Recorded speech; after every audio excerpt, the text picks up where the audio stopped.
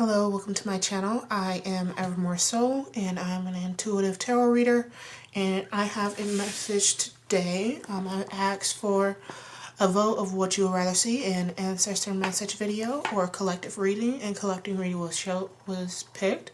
So with that being said, I'm going to go ahead and read for the collective energy right now for all of those that will be watching this video. I already shuffled the cards, so I'll be starting with the tarot cards and then digging deeper into the oracle cards, since I feel like the tarot cards really set the tone. So first, I pull the Two of Swords, the Seven of Swords,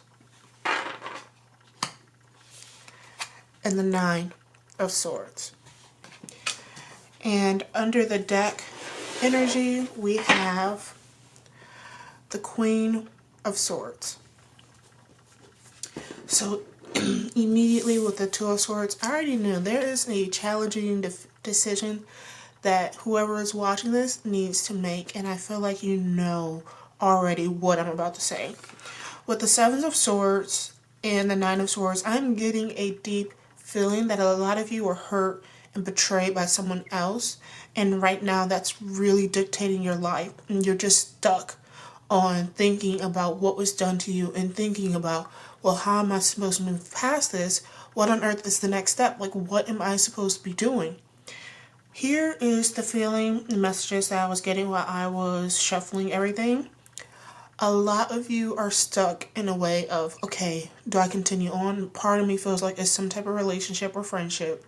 Do I continue on and continue to feel betrayed and not able to trust this person and not able to move forward and past the situation? Because sometimes you're betrayed to the point where it's really hard to bounce back from that.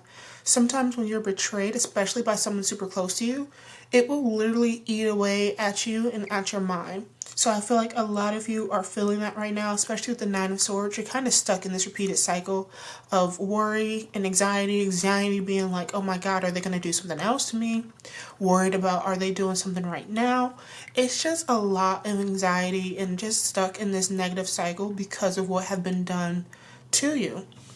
With that being said, the bottom of the deck energy was the Queen of Swords. So a lot of you really need to use your head. With the Two of Swords, I know they talk about using your intuition and your gut feelings, but with this Queen of Swords at the bottom of the deck, it's really talking about using mental clarity, using your intelligence.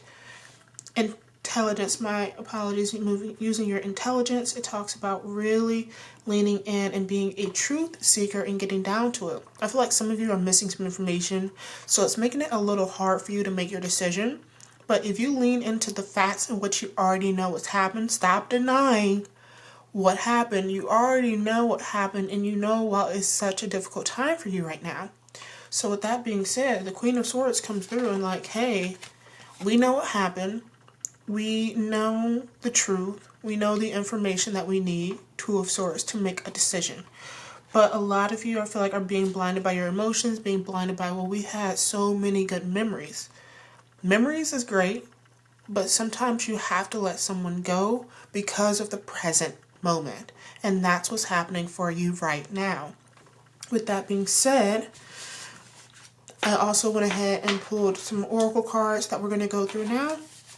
I have loss, and loss says, sometimes you learn true offering through loss. You make a passionate invitation for love to take over and bring her own plans instead of the egos.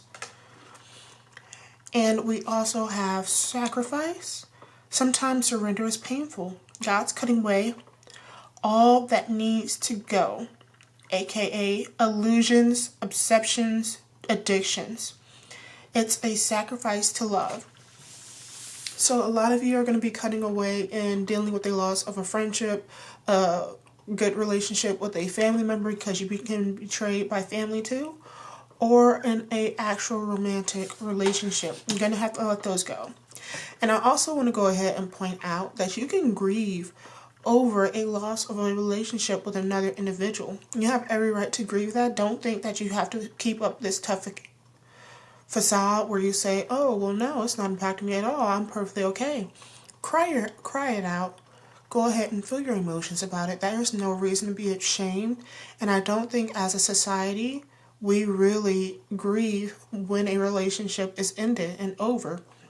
I feel like a lot of us are told to, don't cry over something that's like that. They don't deserve your tears and things of that emotion. But if you are feeling something, go ahead and let those emotions go through you and run through you. It's best to do that rather than let them fester. And with this sacrifice card, again, I want to repeat this. God's cutting away all that needs to go. Illusions, which in your case, it would be an illusion that thinking that everything is fine and perfectly okay and, this isn't affecting you at all and you can just move past it.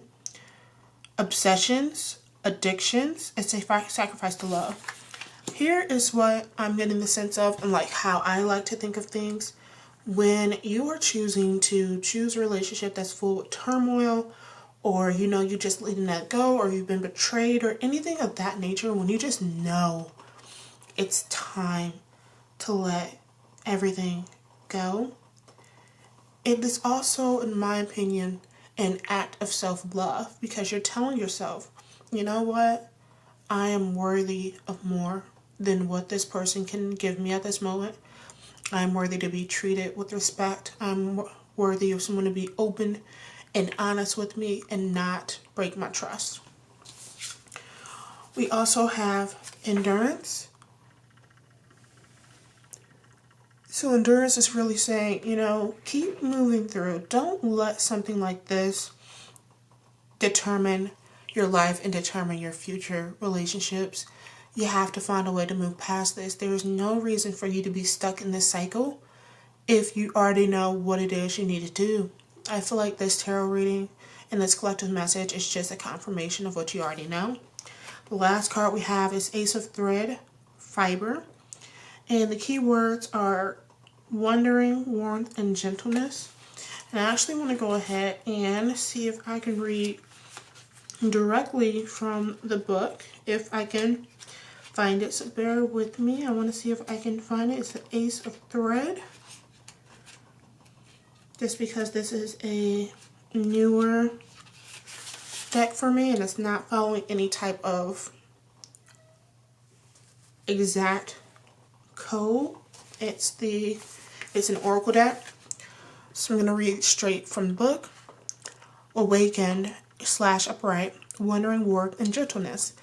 The Ace of Thread is the card of fiber. The raw materials we use to spin thread. Fiber isn't thread just yet.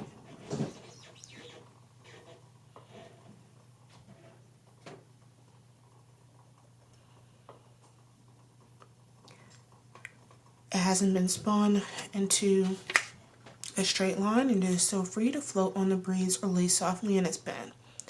There are still many ways it could be used. This card represents a sense of wanderlust, a desire to travel or drift curiously through unknown places in search for enjoyment. It is a light-hearted card associated with warmth and gentleness, like the feel of cotton on the skin. When this card appears awakened, it suggests letting yourself be free and joyful and open to anything that might come your way.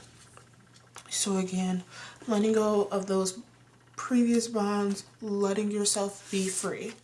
The Ace of Threads is all about freedom. It's about being gentle to yourself during this time, and it's about embracing the warmth that's yet to come. Last but not least, I want to go ahead and do a quick little charm reading. And I'm going to actually zoom in a little bit closer so you can see the charms. And here we go.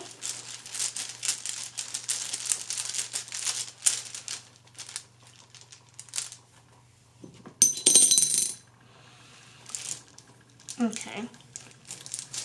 First thing that caught my eye is this little telephone charm. I feel like a lot of them are going to be trying to get in contact with you, especially after you block them, because I'm getting a feeling that you're going to block them. But a lot of them are going to try, if it can focus, a lot of them are going to try, especially after you block them, to try to get in contact with you different ways, because I want to see they can be trying to reach out to you via phone, either If it's, I'm hearing FaceTime, if it's a text, or if it's a phone call, they're going to be trying to get in contact with you. And with that being said, you're going to have to learn to let this person go and to not be persuaded into allowing them to reach out to you and connect with your energy. We also have a witch as well. And with that being said, I want to go ahead. I'm not trying to freak anybody out at all, but I feel like they're also going to be trying to put a spell or intention on you for you to be able, for them to be able to come back into your life. A lot of times people don't actually commit a spell. A lot of times it's their intentions, and your intention has power. As long as the other person's mind is receptive already, the intention will have power over you in order to take you back to that level. And last but not least, if I can figure out what it is. Oh, it's a frog with a little crown. It immediately made me think of Princess and the Frog. And then it's also, I can't remember the guy's name, but the person who's performing all of that spells and rituals on the prince. So with that being said, it's tied to the witch. Be careful about keeping your mind in the state of mind, just because if you do that, it's going to be very, very easy for them to come through, set that intention, and then for you to get stuck in that negative, toxic relationship and in this awful mindset that you're in. So with that being said, that was the collective message. If you feel it resonate, please leave a like, please leave a comment. The comments help a lot because they let me know if I'm connecting and doing a good job as a tarot reader. So with that being said, if you do want to feel or see more of my content, feel free to drop a like, feel free to drop a comment, and feel free to subscribe to the video. Or to my channel, excuse me. Bye.